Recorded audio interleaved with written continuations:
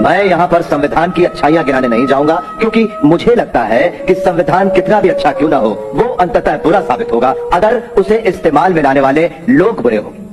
और संविधान कितना भी बुरा क्यों ना हो, वो अंततः अच्छा साबित होगा अगर उसे इस्तेमाल में लाने वाले लोग अच्छे हों। इसलिए जनता और उसके राजनीतिक दलों की भूमिका को संदर्भ में लाए बिना संविधान पर कोई भी निर्णय देना या कोई भी टिप्पणी करना मेरे विचार में व्यर्थ हो।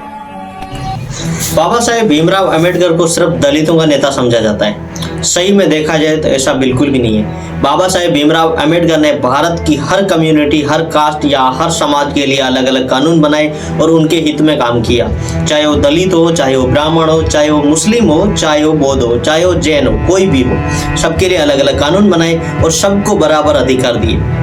बाबा साहेब भीमराव अंबेडकर ने भारत में नारियों को आगे बढ़ाने के लिए या स्त्रियों के लिए भी कानून बनाए। आज हम ऐसे ही कानून के बारे में बात करेंगे जिसका नाम है हिंदू कोड बिल। आखिर क्या है हिंदू कोड बिल, इसके बारे में हम जानेंगे विस्तार से इस वीडियो में।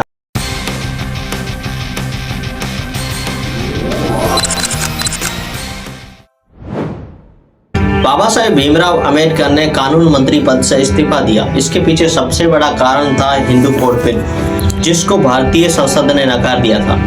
इस बिल के दो मेन उद्देश्य थे। पहला ये था कि हिंदू महिलाओं को उचित अधिकार देकर उनकी स्थिति को ऊपर उठाना, और दूसरा कारण असमानता और जातिवाद को खत्म करना। कानून मंत्री की हैसियत से बाबा साहेब भीमराव अंबेडकर ने कई कानूनों में सुधार किया, जिसमें हिंदू कोड बिल को जवाहरलाल नेहरू ने महत्वपूर्ण बिंदु बताते हुए कहा कि समाज सुधार के लिए हिंदू बिल कोड एक महत्वपूर्ण कानून है। हिंदू कोड बिल की तुलना भूतकाल में पारित या भविष्य काल में पारित में किसी भी कानून से नहीं की जा सकती। हिंदू कोड बिल को बाबा साहेब डॉक्टर भीमराव अंबेडकर ने तैयार किया और संसद में पेश किया। इसके 9 भाग, 139 धाराएं और 7 सूचियां हैं। बिल का उद्देश्य था हिंदू परंपराओं पर आधारित सुधार, जैसे सामाजिक असमानता, भेदभाव, जातिवाद जैसी कुरीतियों को या रीतियों का पूरी तरह से खत्म करना इस बिल का मेन उद्देश्य है। हिंदू कोड बिल बिना लिहाज जाति संप्रदाय बिल से ब्राह्मण, आर्य, प्रार्थना और लिंगायत, सिख, जैन और बौद्ध सारे समाजों पर यह कानून लागू था। दूसरे शब्दों में कहा जाए तो हिंदुओं की 4 वर्णीय व्यवस्था को कानूनी रूप से पूरी तरह से समाप्त कर दिया, और इस कानून ने हिंदुओं के 4 वर्णीय व्यवस्था को खत्म करने के साथ साथ भी सबको इक्वल कर दिया। अब ना कोई शूद्र था ना कोई ब्राह्मण, सब बराबर थे, सबके लिए बराबर कानून था।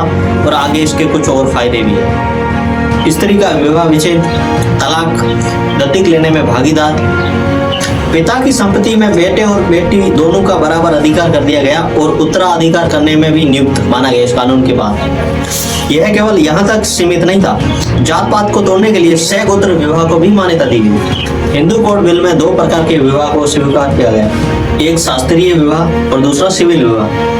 तत्कालीन कानून शास्त्रीय विवाह को मान्यता देता था, जबकि सिविल विवाह इसे स्वीकार नहीं था। शास्त्रीय विवाह में ऐसा था कि कोई भी एक ही वर्ण का हो, दूल्हा या दुल्हन एक ही वर्ण के हो, एक ही जाति के हो, तभी विवाह पॉसिबल था। लेकिन जब बिल पारित हुआ तो बिल ने इसको नकार दिया। बिल ने सिविल विवाह को महत्वाकांक्षा दी। सिविल विवाह में जाति, धर्म या फिर कोई भी मजहब नहीं देखा जा सकता, कोई भी शादी कर सकता था, और इसको ये मान्यता थी। आइए हम इसे अच्छे से समझते हैं कि पहले कानून और नए कानून में क्या अंतर था। पहले कानून में जाति विवाह था और एक से ज्यादा पत्नी रख सकते थे, लेकिन नए कानून में जाति कोई जरूरी नहीं थी और पत्नी सिर्फ एक ही रख सकते हैं। शास्त्रीय विवाह में तलाक व्यवस्था नहीं थी, लेकिन नए कानून में इसकी व्यवस्था की गई। हिंदू कोड बिल के अनुसार कोई भी बच्चा गोद ले सकते थे, लेकिन इसमें पत्नी की स्वीकृति होनी चाहिए, और पत्नी की स्वीकृति के बाद ये कोर्ट में भी दर्ज करवाना जरूरी था। बाबा साहेब भीमराव अंबेडकर ने हिंदू कोड बिल को टुकड़ों में बांटा और उनके विधि मंत्री पद से त्याग देने के 10 साल बाद इसको कानूनी रूप मिल पाया। धन्यवाद।